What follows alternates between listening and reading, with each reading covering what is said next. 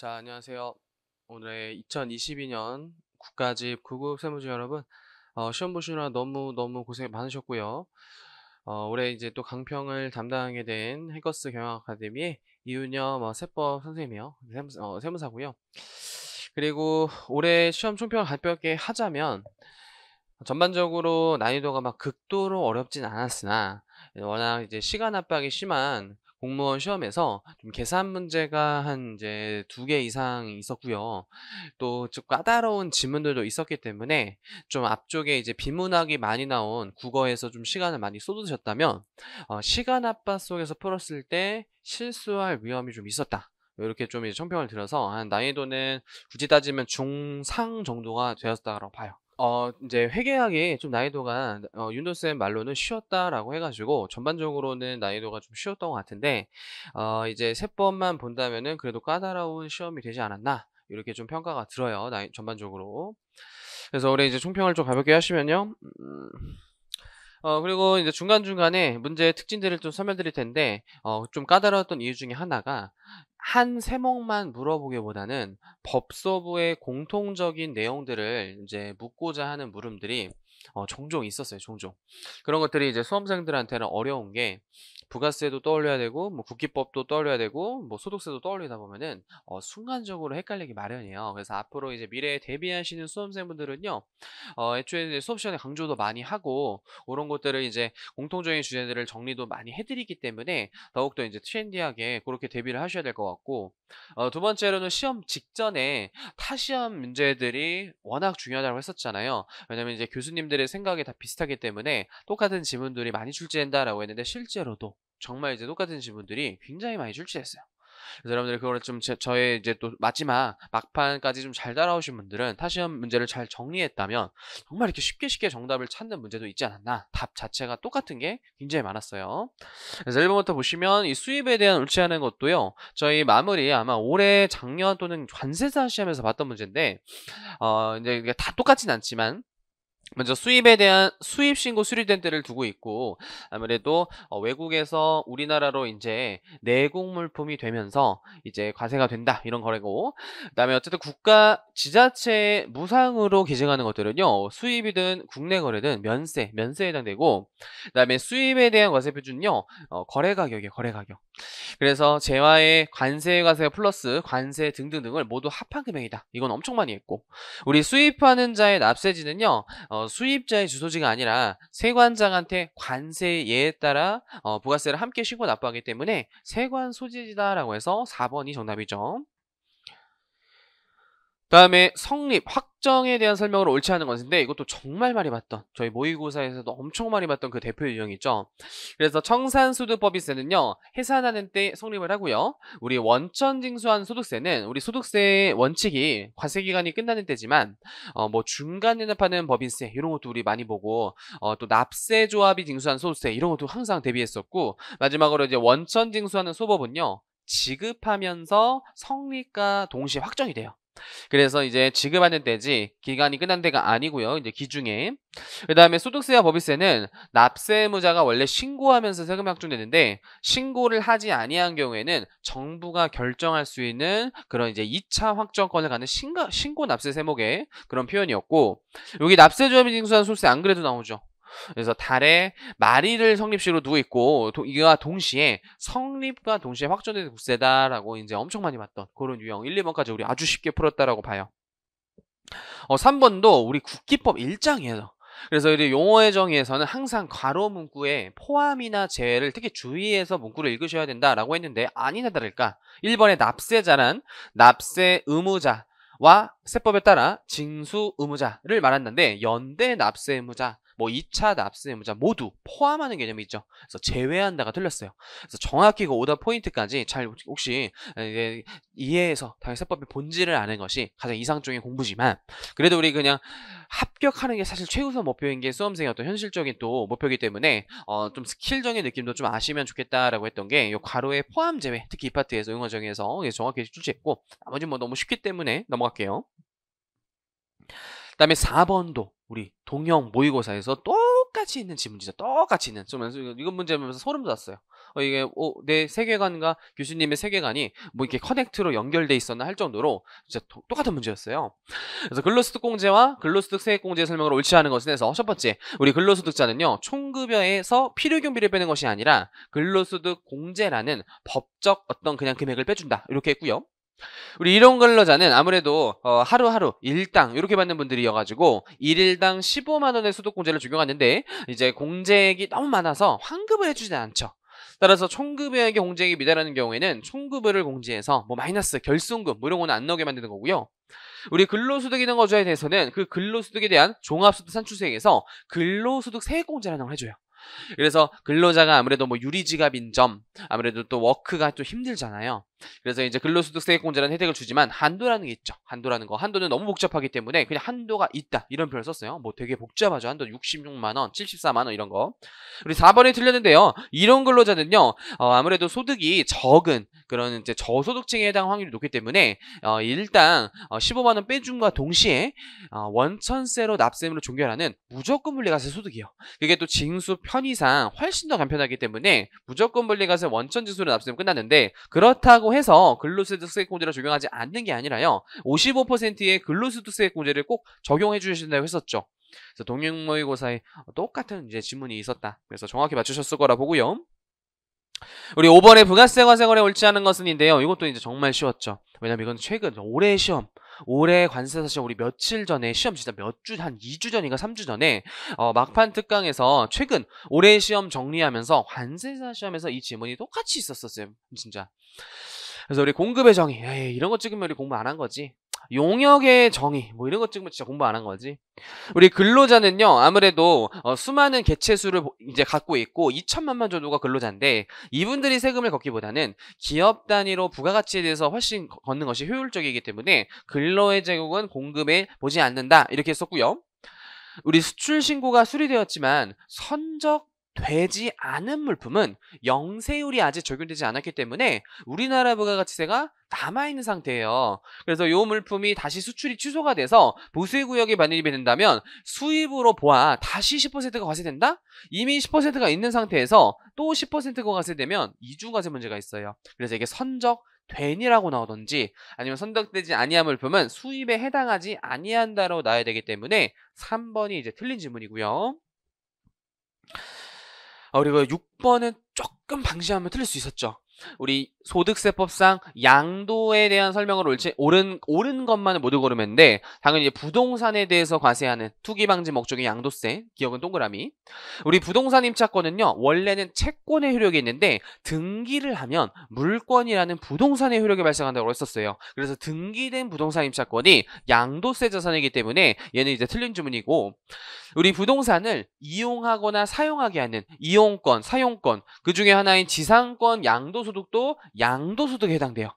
근데 다만 주의하실 점이 뭐가 있었냐면 지역권은 단독으로 부동산과 단독으로 양도할 수 없는 재산이기 때문에 지역권 자체로는 양도소득에 포함되지 않지만 지상권은 별도로 양도가 가능해서 양도소득에 포함한다라고 했었죠. 그래서 틀렸고, 우리 영어권은 권리, 무형자산, 무체재산권, 그래서 단독으로 양도하면 기타소득이고요. 부동산과 함께 양도하는 영어권은 양도소득이었죠. 그래서 단독으로 양도하는 경우에 기타소득으로 되기 때문에 이제 기억만 맞네요. 기억만 1번.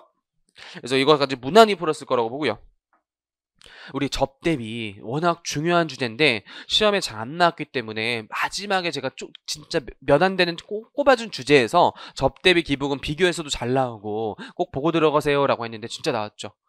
그래서 첫 번째, 법인이 직원이 조직한 단체인데 복리시설비를 지출했고 그 단체가 법인이면 업무 관련성 있는 하나의 인격체에 지출한 거기 때문에 접대비로 보시라고 했었고, 우리 주주가 개인적으로 부담한 성질은 법인이 지출했을 때 접대비로 보지 않고요. 주주의 어떤 개인적 경비로 봐서 송금별산입, 그리고 주주니까 배당 이런 식으로 부인이 되겠죠. 세 번째, 우리 천재지변으로 아무래도 이제 코로나 이런 이슈도 있기 때문에 천재지변으로 생긴 이재민을 위한 구호문자를 보냈는데 금전이 아닌 현물, 자산, 금전 외의 자산을 기부했을 때는요 이게 시가로 봐버리면 시가 장부가의 차이가 사실 입금으로 잡혀요. 그래서 장부가액으로 범으로써 그 입금이 안 잡히게 하는 이게 처리 방법이 장부가액. 그래서 이게 상대적으로 공익성이 높은 일명 법정 기부금 50% 한도 기부금에 지출했을 때는요. 장부가액으로 보고 이제 특수 있는 지정이나 비지정 기부금 단체했을 때는 시가와 장부가액 둘 중 큰 가액으로 한다. 이렇게 이거 외우는 거잖아요. 그래서 3번이 틀렸고. 우리 기부금은 실제 지출한 시점의 기부금이에요. 따라서 미지급금을 회사했다는 것 자체가 아직 지급을 안 한 상태이기 때문에 실제로 지출할 때까지는 기부금이 아니다. 요것도 우리 항상 기출 지문에도 이미 한번 나왔던 지문이에요. 그래서 3번 쉽게 찾을 수 있었고요. 입금에 계산대한 설명으로 옳은 것만 모두 고르면 첫 번째 이거 너무 많이 보는 거잖아요. 기억. 송금 불산입된 조세가 환입됐을 땐 입금 불산입. 송금에 산입했던 예를 들어 재산세 같은 거 확하면 입금. 그래서 환급받은 금액은 입금에 산입하지 아니한다니까 틀린 지문이고요. 우리 니은 요거 풀네임을 4글자로 줄이세요 라고 수업 시간에 항상 물어보는 건데 감자차익이잖아요. 사실상 감자차익은 주식 발행 초과금과 유사한 주주한테 그냥 투자받은 원금 성격이잖아요. 이런 것들은 우리 법인과 주주가 사실 실질이 같이 하나 같은 건데 그거를 이제 수익이라고 보기 어렵죠. 그래서 이제 입금에 해당되지 아니한다. 입금에 산입하지 않는다. 맞는 말이에요. 감자차익 입금 산입 아닌다. 이거 너무 많이 했고요. 와, 디귿은 우리 적중했죠. 우리 최근에 간접외고납부세액이 계산 문제로 등장한 적이기 때문에 또 워낙 이제 중요한 논제이기도 해서 요거 이제 입금 조문에서 나올 수 있으니까 요 지문은 좀 꼭 보고 들어가셔야 된다라고 했던 게 요 디귿이잖아요. 간접외고납부세액은 입금으로 간주해서 그로스업 배당세액 공제 이런 논리처럼 입금으로 간주해서 외국납부세액 공제 이렇게 빼셔야 된다라고 해서 입금으로 간주한다. 맞는 지문이고 우리 채무 이거는 진짜 100번도 더 했어요. 채무면제액은 입금인데 2월 결승금 보존에 충당하면 입금불산입. 그래서 니, 디, 리 3개가 맞기 때문에 이제 4번 이렇게 찍었어야 되는 거고. 다음 문제. 우리 그래도 우리 수험생분들이 제가 보기에 가장 점답률이 낮았을 거로 추정되는 게 아마 이제 9번 문제예요. 우리가 보통 이제 시간이 좀 적고 이제 계산 문제가 잘 안 나오는데 요게 이제 세무조정의 어떤 큰 틀에서 하나만 놓쳐도 틀릴 수 있기 때문에 요거는 좀 난이도가 꽤 있었단 문제라고 보시면 돼요. 제조업을 이야기하는 한국의 세무주정 자료이다. 각사수를 계산하세요. 먼저 당기순이익이 주어져 있어요. 그래서 NI에서 NI 1억 원에서 이제 세무주정을 해야 되는데 먼저 보유 중인 토지에 대한 평가이익은 주의하실 게 법률에 따른 평가이익은 우리 법인세법이 허용하지만 법률이 아닌 규정에 따른 평가이익은 의무평가이익으로서 우리는 처분 시점에 잡지 평가 시점에 잡지 않는다라고 했었죠. 그래서 평가이익이 아니기 때문에 이 수익을 부인하셔야 되죠. 입금불산입 1000만 원. 그리고 아마 킬링벌스가 저는 이 두 번째 동그라미였다고 봐요.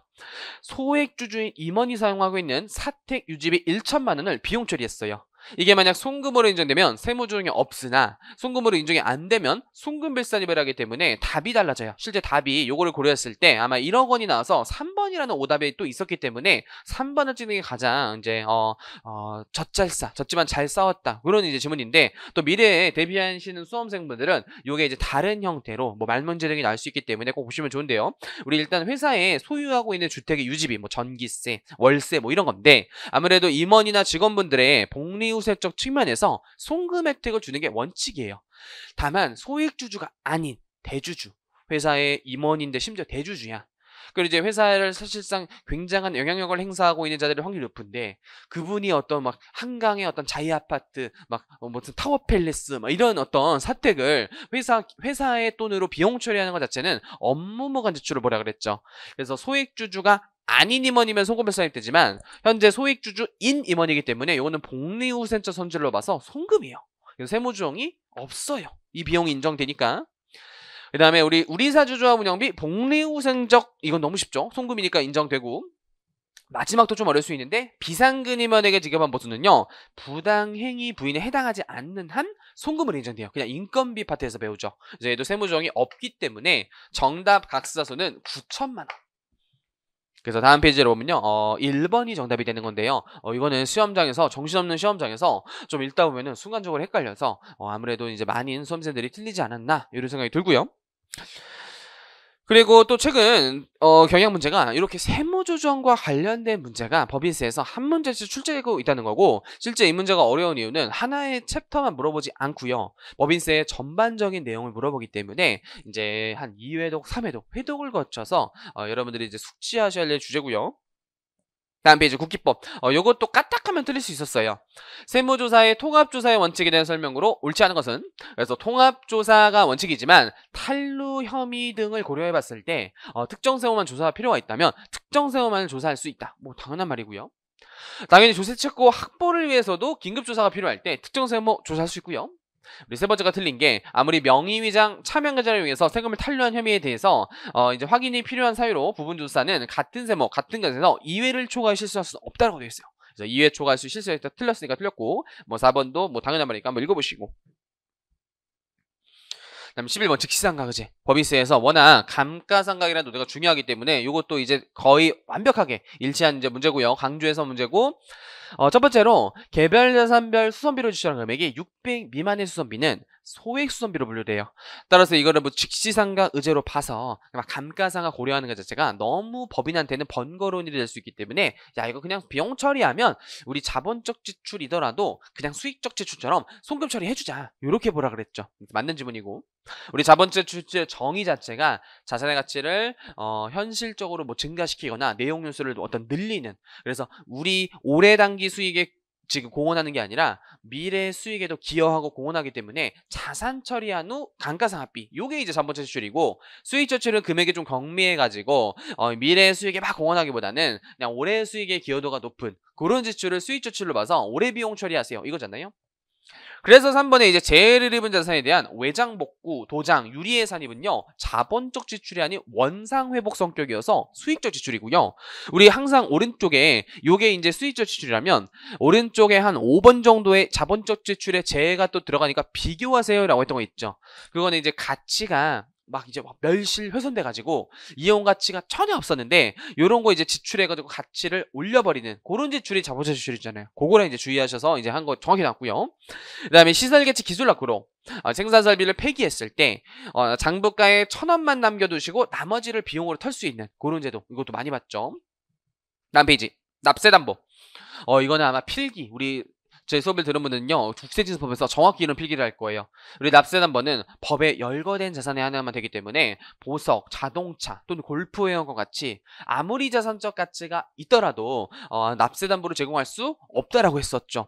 근데 여기는 인정한다 나와서 틀린 거고요. 우리 상장 주식은 납세담보로 인정이 되고, 우리 돈으로 제공한 자는 납부도 할 수 있고, 뭐 이제 막 변경할 수 있고, 뭐 징수할 수 있다, 뭐 4번도 당연한 말이니까 이제 정답 쉽게 찾았고요, 이거. 그리고 까딱하면 또 반심할 수 있는 게 요 총수입식이 문제였어요. 먼저 잉여금 처분에 해당 찍었으면 큰일 나요. 별이 일 너무 많이 하고.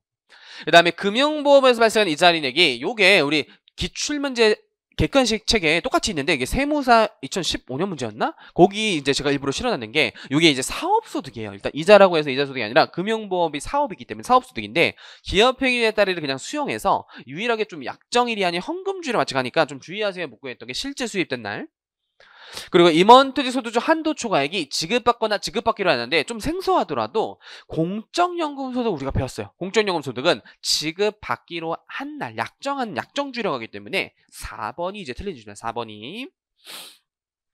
그 다음에 14번에 요것도 깜빡하면 실수할 수 있었어요. 이게 법인세 세계관, 소득세 세계관 묶어서 출제하셨기 때문에 좀 뒤죽박죽 섞일 수가 있었던 질문이고, 첫 번째, 법인의 최초 사업이 되기 싫은요, 설립등기. 설립등기하면서 법에 인격을 부여받는다라고 했었죠. 우리 사업연도를 신고할 법인이 무신고하면요, 가장 스탠다드한 날짜 1월부터 12월까지 사업연도를 하시고요. 소득세 우리 과세기간은 사업소득자만 과세하는 것이 아니기 때문에 신규 사업자라 하더라도 개시일부터, 또 폐업자라도 폐업일, 이런 규정이 별도로 없어요. 소득세 과세기간은요, 그냥 1월 1일부터 12월 30일까지로 한다. 다만 출국이나 사망의 경우에만 출국일이나 사망일까지로 하는 거죠. 그거 말고는 그냥 스탠다드하게 1년이에요, 1년. 왜냐면 이분이 폐업하셨더라도 폐업 이후에 뭐 이자 배당 있을 수 있죠. 뭐 회사 취직해서 근로소득 있을 수 있죠. 연금소득 있을 수 있죠. 그렇기 때문에 폐업이 사업연도에 영향을 미치지 아니한다, 이렇게 배운단 말이에요. 그래서 3번이 틀린 질문이고, 적어도 우리 4번을 찍으면 큰일 났죠. 사업료도 변경 신고 한 5만 번 했어요. 직전 사업에서 종료부터 3개월 이내에 신고하세요. 종전 이런 거 3개월 이전 뭐 이런 거 아니라고 또 막 엄청 배우지. 다음 페이지 징수법령상 지정납부기한 관련 설명 옳지 않았어. 요것도 사실 지정납부기와 관련된 여러 흩어져 있는 규정을 출제했기 때문에 우리가 점점 진짜 얇고 넓게 큰 세계관을 유기적으로 보는 그런 공부 습관을 들여야 된다. 첫 번째, 납부지원가산세 하루에 10,000분의 2점이 개정됐죠. 매일매일 부과되는 가산세는요, 지정납부기한제 매일매일 고지서 보낼 수는 없잖아요. 그래서 안 보낼 수 있다. 맞고요. 우리 지정납부기한까지 세금을 완전히 납부하지 아니었다 하더라도 물적납세의무를 부담하는 자는요, 이미 부동산이라는 물건으로 세금이 확정되어 있기 때문에 굳이 독촉의 절차를 거칠 필요 없이 압류하시면 되고요. 우리 고지서에 송달이 지연돼서 공무원분들이 늦게 보냈어요. 그래서 원래 도달한 날에 이미 납기가 지나가가지고 세금을 내래요. 억울하죠? 도달한 날부터 2주를 자동 연장되는 14일이 연장된 기한을 지정납기로 보는 규정. 그래서 4번이 틀린 게 우리 지정납부기한의 연장사유라고 해가지고 뭐 천재지변 등 이런 불가피한 사유에는 미리 기한을 신청하거나 또는 이제 관할세무서의 직권으로 기한이 연장될 수 있는데 이 기간에는 아무래도 징수가 어렵고 LP에 연장을 해줬기 때문에 중단이 되는 것이 아니라 정지가 되는 사유죠. 정지 사유였죠. 이게 국기법령이죠. 그래서 국기법 및 징수법 이렇게 섞여 있죠. 요거 징수법, 국기법 이렇게 내요. 참고로. 우리 16번의 대송금. 이것도 소름 끼치지 않나요? 저희 수험생분들. 우리 대송충당금은 좀 계산 문제 어려우니까 여유되는 부분만 가져가세요. 대신 대송금의 결산조정 신고조사항은 다른 시험에서 지금 유행처럼 번지면서 나오고 있기 때문에 올해 꼭 보고 들어가세요. 라고 막판에 찍어두던 주제잖아요. 정확히 나왔죠. 그래서 1번에 소멸시효가 완성된 법적 청구권의 소멸은 무조건 그 사유 발생일의 송금. 그리고 부도 발생일 6개월 지난 장기 부도 사유는 상대방의 무자력 상태이기 때문에 내부에서 대손 처리할지를 의사결정해서 처리하셔야 돼요. 그래서 사유 발생일이 아니라 사유가 발생하여 손비로 계상한 날에 속한 사업료 송금 있죠? 우리 파산도 결산조정사. 그래서 사유 발생하여 손비로 계상한 날. 우리 통신사에 전화요금 같은 거 6개월 동안 안 받고 있는 소액채권 30만원 이하 채권 통신사분들 이거 전화요금 못 받으면 대손 처리해줘야 되는데 이거 내부에서 의사결정해야 되잖아요. 해당 사유가 일어나요 손비로 계상한 날. 맞는 지문이죠. 그래서 2번이 틀렸고 우리 계산 문제 겸용사업자 그래도 공부하신 분들은 쉽지만 일단 계산 문제가 세법에서 쉽진 않아요. 그래서 이것도 이제 충분히 틀릴 수 있었는데 먼저 소매업을 영위하는 한국은 과면세를 겸용하시는 분이에요. 22년 1기 과면세 공고가니까 매입세액이 나왔을 때 확정신고 시 물음을 항상 우리가 잘 보라고 했던 게 이게 어떨 때는 분필이 어디 갔지? 여기 있네. 공제하는 금액을 물어보기도 하고요. 공제 받을 수 없는 금액 물어보니까 물음 잘 읽으시라고 했잖아요. 불공제 매입세 물어봤어요. 단서지만 한번 읽어보고. 그래서 공급가액 자료가 있고 매입세액 자료가 있는데 이 매입세액 중에서 공제 못 받는 거 찾아야 돼요. 먼저 과세사와 관련된 매입세 공제가 되고요. 면세사와 관련된 거 불공제죠. 그리고 과세 면세 공통인데 어디에 쓰이는지 불분명하면 안분을 하셔야 돼요. 그래서 요 20만원짜리는요 안분을 하셔야 되는데 그 안분 기준이 요 공급가액별로 안분하는 거잖아요. 그래서 500분에 주의하실 게 면세사업비율로 안분을 해야지만 물음에서 원하는 불공제 매입세액이라는 걸 도출하실 수 있어요. 그래서 40%인가요? 그럼 8이 있네. 그럼 요 10만원과 8만원 더한 18만원 한 대 넘어가 보실까요? 18만원이 3번에 있네요. 하지만 이 계산 문제도 까딱하면 실수할 수 있었기 때문에 조금 까다로웠다라고 이제 평가를 드리고요. 다음 페이지. 우리 소득세법의 기한 및 설명으로 국기법 소득세. 이거 국기소득이 연관돼 있잖아요. 또 세계관이 국기소득세를 같이 물어봤어요. 옳은 것은요 또 짜증나게 1번 수시부가라는 것 자체가 조세 포탈 우려가 있어서 우리 납세자 그냥 쳐들어가서 5월달에 기다려서 안 되겠다. 기중에 좀 세무조사 나가서 그냥 박살내자. 이렇게 쳐들어가가지고 다 털었어요. 그래서 소득이 한 푼도 없는데 세금 신고 의무가 하지 아니할 수 있다. 확정 신고가 면제되잖아요. 근데 여긴 하여야 한다. 이렇게 나왔으니까 틀렸고 우리 2번 같은 경우에는 이거 강조해서 많이 하는 거잖아요. 우리 양도세는 원래 5월달에 신고기한 전에 아무래도 금액도 크고 양도라는 사건이 자주자주 발생하지 않기 때문에 미리미리 신고하는 예정 신고음을 두고 있는데 그게 달의 말일부터 2개월이나 하시는 거예요. 다만 유일하게 양도와 증여의 거래가 동시에 발생하는 부담부 증여의 경우에는 증여세 신고 기한을 3개월로 두고 있는데 양도세를 2개월로 둬가지고 이 뭐 제척기간 기산일도 안 맞고 또 납세자도 혼동 오겠죠. 또는 왜 3개월이야? 나 2개월로 하는데 이런 식으로 헷갈릴 수 있기 때문에 통일된 규정으로 달의 말일부터 4개월이 아니라 3개월 이내에 신고하시는 거예요. 3개월 이내에. 우리 세무조사 결과에 대한 서면 통지를 받은 자가 좀 억울해요. 이 결과에 좀 승부가 아직 못하고 있어요. 근데 아직 처분은 일어나지 않고 곧 이런 세금이 부과될 거예요 라는 이제 결과 통지잖아요. 그때 미리미리 심사를 할 수 있는 과세전 적부심사, 일명 과적을 청구할 수 있는데 그 기준은 30일이죠. 불복이 90일이고 과적은 30일 내 청구, 30일 내 결과 통지. 요거 외운 거잖아요. 그래서 1, 2, 3이 틀렸으니까 이제 4번이 이제 맞는 건데 사실 1, 2, 3이 좀 아리송했어도 4번이 우리 너무 쉽기 때문에 아마 정답은 좀 잘 찾으실 거라고 기대하고 있어요. 그래서 각 국기법 세법에서 규정하는 납부기한 만료일에 정전 등으로 이제 인터넷이 좀 마탱이 가가지고 정지되어 전자납부할 수 없는 경우에는 장애가 복구된 날 아니었고 복구되어 납부할 수도 있게 된 날이고 그리고 하루 더 줘가지고 다음 날을 계산한다. 그래서 정확히 맞는 표현이 4번. 와, 이것도 소름 돋죠. 최근에 이제 마지막에 받았던 공급식이 힘있게 봐라. 또 이제 관세사 시험에서도 거의 유사하게 출제되고 옳은 것은 1번 영무 제공 완료되는 때 대가를 받기로 한 때 공급식으로 볼 수 없다면 영무가 확정되는 때 뭐 이런 식으로 두리뭉실하게 그냥 공급식이라는 개념 자체가 뭔가가 죄와 용역이 확정되는 시점을 의미하기 때문에 원래의 공급식을 알 수 없다면 뭐냐 확정일을 두고 있다라는 그냥 이론적인 내용이라고 했었고요. 그래서 틀렸고 와 우리 2번은 진짜 100번 봤죠. 선발급 세금면서 특례라고 해서 공급 시기 전에 끊었어. 발급을 또 7일 내 돈 받으면 인정해주는데 그때 세금 계산서 발급하는 때를 공급시로 본다. 대가 받을 때 X라고 아예 책에 적혀 있을 거예요. 우리 세 번째가 맞는 표현인데 다른 사업자가 상표권 계약해가지고 돈을 일시불로 땡겨서 받은 거야. 그때 상표권의 그 공급 시기가 2 이상 과세에 갈증해서 계속 사용한다면 뭐 1년 이렇게 제공한다면 선불로 받은 금액을 월수로 안분을 해야 돼요. 그 월수로 안분하려면 각 과세기간 종료일을 공급시로 봐가지고 올해 뭐 3개월치만 뭐 12분의 3, 뭐 12분의 6 이런 식으로 안분해서 계산한다 해서 공급시기 맞는 지문이고요.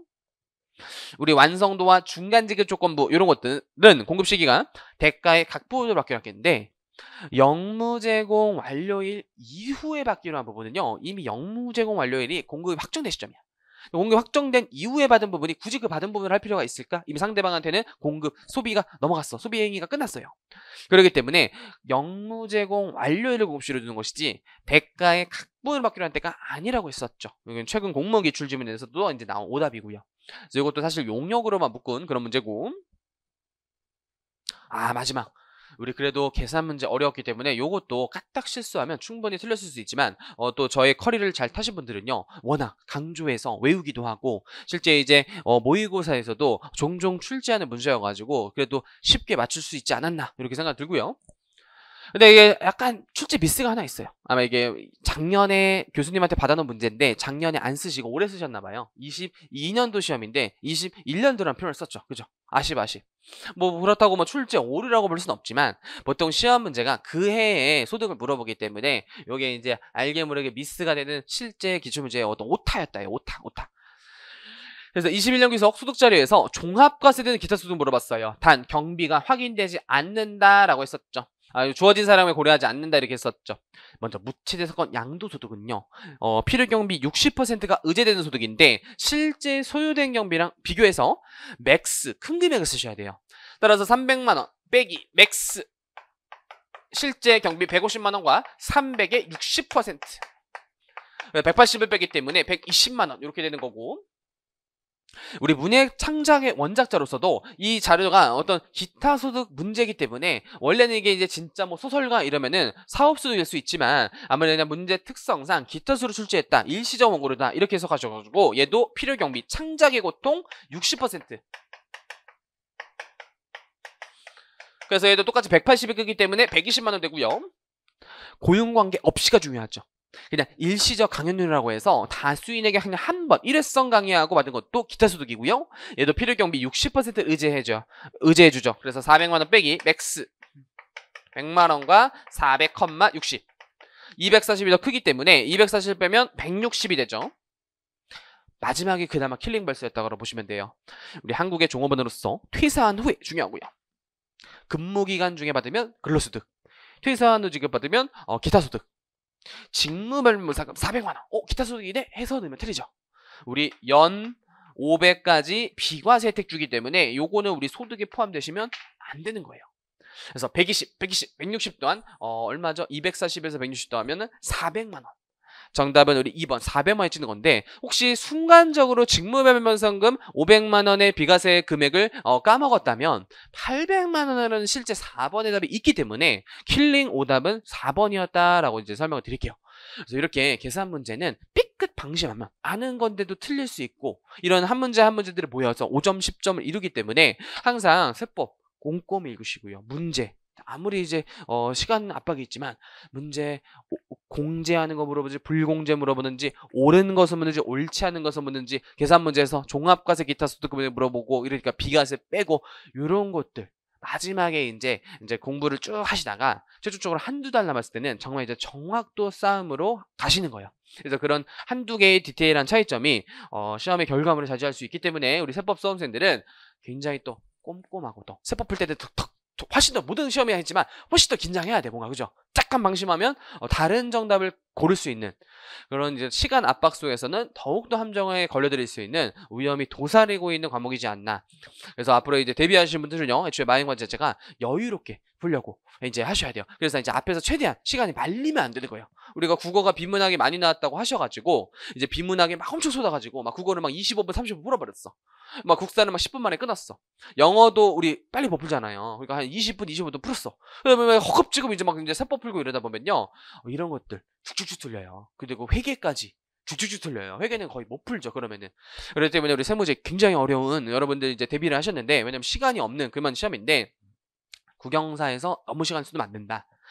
그리고 어려운 문제, 시간 올리는 문제는 바로바로 제끼는 게 오히려 좋은 점수를 맞을 수 있다. 뒤에 쉬운 문제가 많이 내포되어 있을 수 있으니까 그런 마음가짐으로 또 내년 혹시 시험 대비하시는 분들은 그런 마지막 정리까지 꼭 하셨으면 좋겠고, 또 이제 지방직 대비도 꼭 하실 분들은요, 4월 한 중순부터 우리 지방직 세무직은요, 세법을 좀 추가적으로 배워야 되죠. 국세와 지방세의 좀 범위가 다르시기 때문에 기본 강의가 한 4월 중순쯤에 개강이 되실 거예요. 그래서 그거 이제 또 지방직 대비하신 분들은 조금만 더 힘내셔서 한 2달만 또, 우리 한 달, 2달 더 하는 건 그래도 힘낼 수 있잖아요. 그래서 혹시 이제 국가직 결과물이 안 좋거나 애시당초 우리 지방직을 목표로 하신 분들은 딱 2달만 더 힘내셔가지고 국영사회는 그냥 국가직 느낌 그대로 약간 텐션 약간 부족한 보완하는 느낌으로 2달을 보내시고, 지방세법은 후다닥 좀 암기해가지고, 그래도 지방세 기본법 징수법의 내용은 거의 일치하기 때문에 생각보다 아는 게 내가 많네? 이미 한 반은 맞추고 들어가네? 이렇게 하기 때문에 국세보다 일단 훨씬 쉬워요. 그래서 자신감을 갖고 또 이제 본인의 계획을 잘 짜셨으면 좋겠어요. 그래서 저희 강평은 오늘 여기서 마치고, 일단 시험 보시느라 너무 고생 많으셨고 세무직 여러분들 정말 어려운 시험을 보셨다라고 말씀을 드릴게요. 고생 많으셨어요.